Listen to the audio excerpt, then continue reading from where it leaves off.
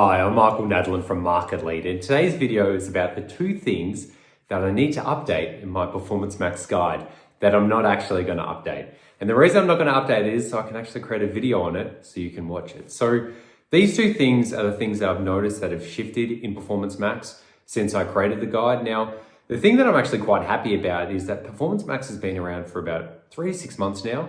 And what I've noticed is the recommendations that I've made in the guide are still the ones that I actually action for most of my clients when they start off and get amazing results. So the two things that I've noticed that haven't actually had a longevity is one, the amount of asset groups. Now, I still recommend starting off with one, but for a lot of clients, I'm actually doing 2 or 3 to start off with. So it's still not that many more, but it's still more than what I recommended. Now, even recently, I've been doing videos on what to do for Performance Max with a lower budget, and I still recommend 1 to 2 there. Now, the reason why you want 1 to 2 is 1, you can test out a different audience, but then 2, if you do need to segment any product feeds out, you can.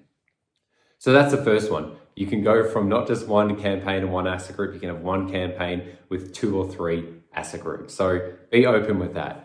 The second one is, and this is only something that came about 2 weeks ago, that my friend Cory Lindholm actually told me was about feed-only asset groups. So this is a new feature that is really powerful for Performance Max campaigns. So it works similar to Smart Shopping, but you've got all the power of Performance Max and the ability to segment it out within 1 campaign. Smart Shopping only allowed you to have 1 campaign, 1 ad group, and now Performance Max allowed you to have 1 campaign, or multiple campaigns obviously, and then multiple asset groups, which now you can do feed only. And the feed only is you put your feed in and it works like Smart Shopping. You don't need to put the assets, the creative, all that other stuff is in well. So I just wanted to update that because that's a really important one that I'm actually actioning on a lot of my clients now. I've been doing it for about 1 to 2 weeks now, getting the best results the account has ever seen, let alone what Smart Shopping achieved and Performance Max achieved. So I just wanted to update these two things. So if you like my PMax guide, you can still download it below if you haven't seen it. But this is just an update on 2 things that I found recently